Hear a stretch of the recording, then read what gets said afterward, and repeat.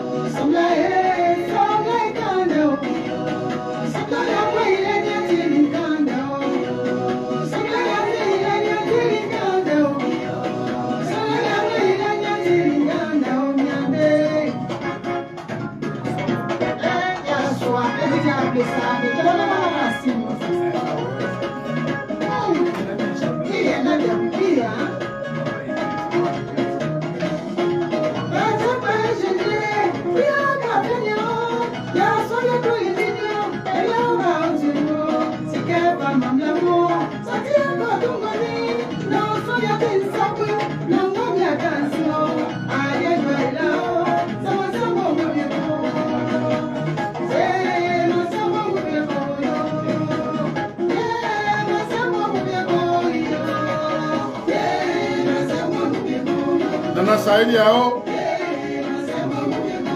Maman Yaswali, un papa m'avait osé ici, un me sauve beau, un me frère, Maman Léocadi,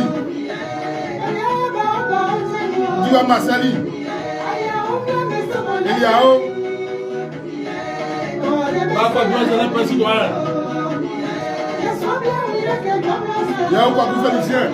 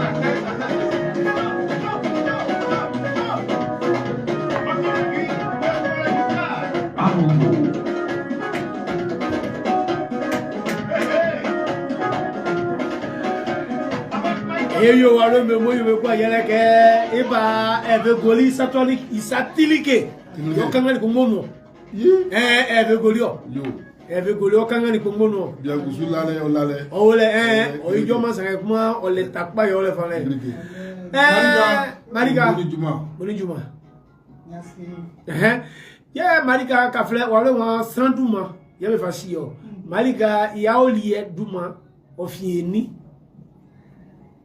Marika. Il y a que Marie Kofi. D'accord. C'est le Kofi que j'ai abrégé.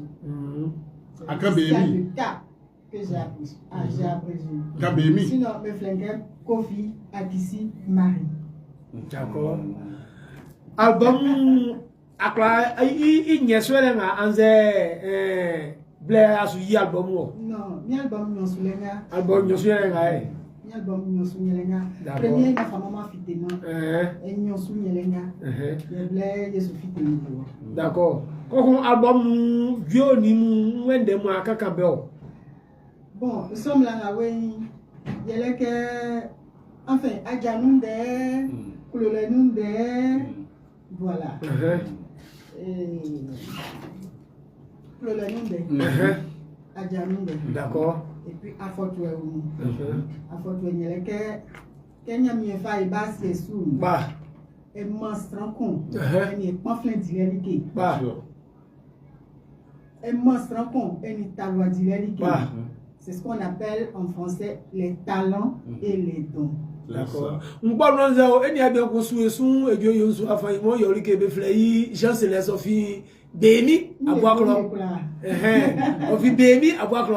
Mais nous avons un blanc moi be sur le gueule comme que on s'amène tingeri. Amu si Antoine Tikona, Bémi là, amu Susu, amu tingé. Ouais, amu sonnier. Des sonniers. Mlamou. Besoni, c'est comment ben abo ibe onglo, Marika, befle Titina Flor, en tout cas dans la soumbe au mabe au mi, wa kan fo be fanga. Voilà, Titina Flor bon maman, je ça nous va contrat nous va faire on reddition. Marika bon choko bi kofi et ça le sinon hein. Ngale bon mi so ça ngale bon. Parce que ni godei, o kan godei, kai mo kan godei o choko nous, o kan le fo mo d'accord. Non, c'est jaga. Ça on est Marika kueku. Ngale pe jaso bubu so soit tout si soit ça Jean Céleste d'abord gros Sandrine yao de yam sokro ambalé chelige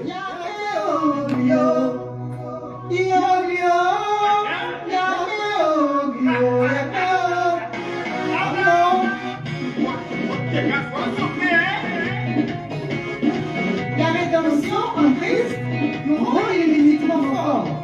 Africans, let's connect to the Lord. We'll rise up. Yes. Yes, we can. Oh, Dieu.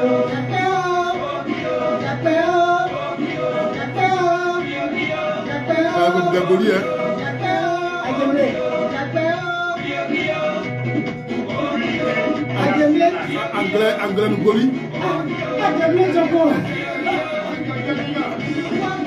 Anglais Mawaba.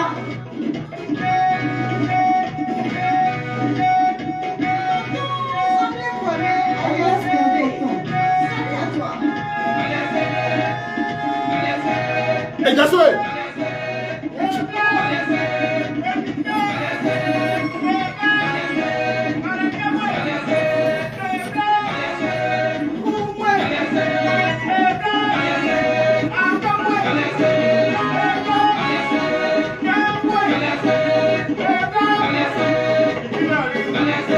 Anjo, ami Gassoué de Roubaix.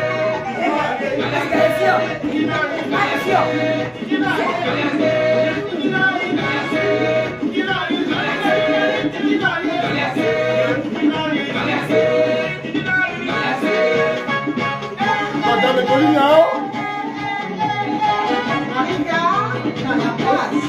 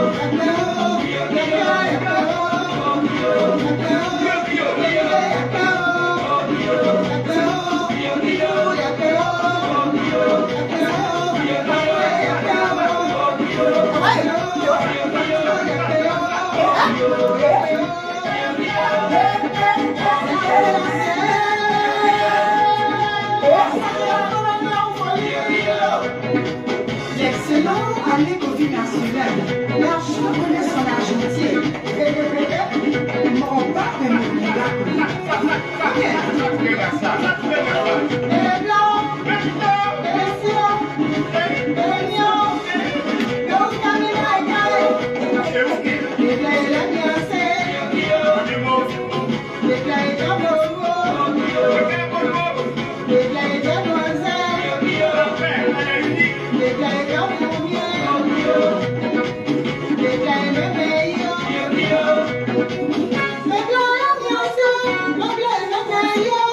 Blanc,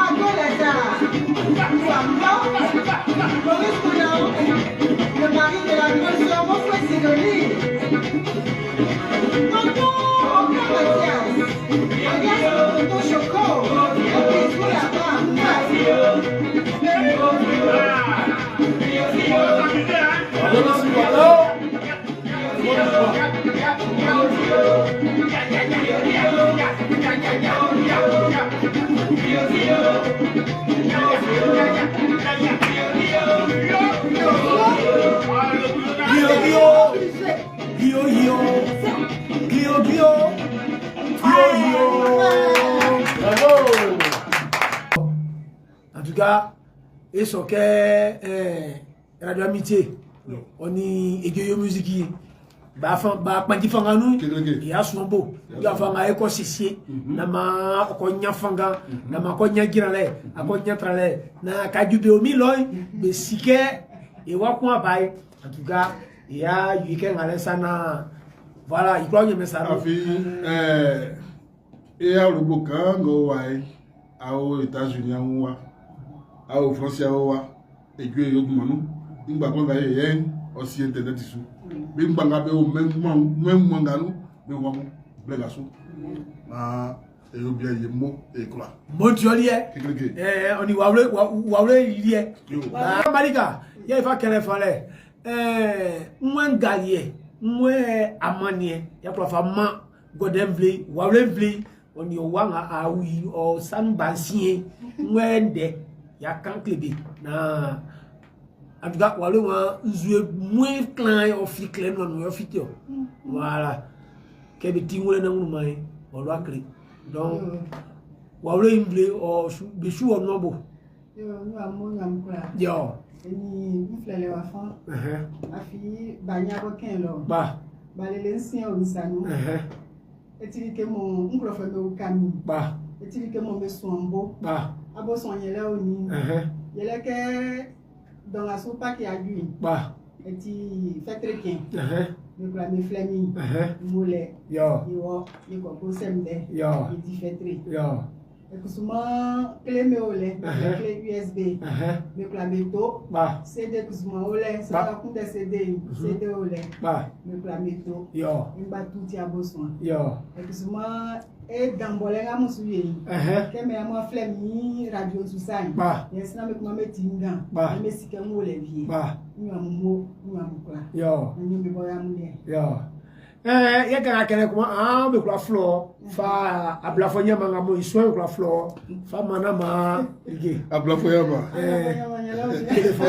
téléphone 07 d'accord 07 47 47 77 76 76 35 35 il y a un autre 07 encore d'accord mon cas quel est 07 47 77 76 35 oui il y a sous fa blana nia 07 47 77 82 97 amboy ko am ga anti am galelo non il y a des on garde parce que numéro be fa ti 77 o 77 na ya ga kele fale ande bla mo be fa klonio e mo marika don asun ye ble musano na e atu ajala ya wa enyui c'est déjà quoi o ka ma e marika kuloy.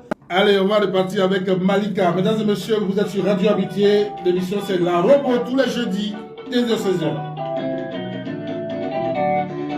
Excellent CD de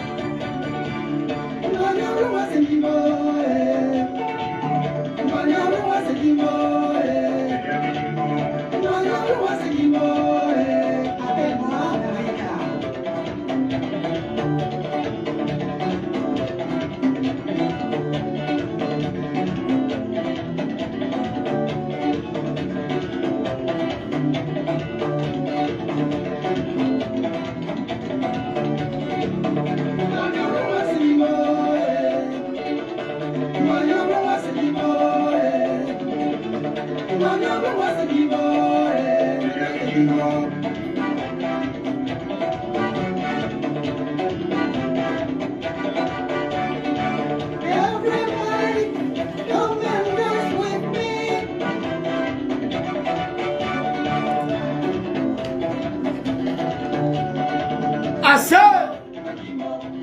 Et Moulin Malika yo Blanco.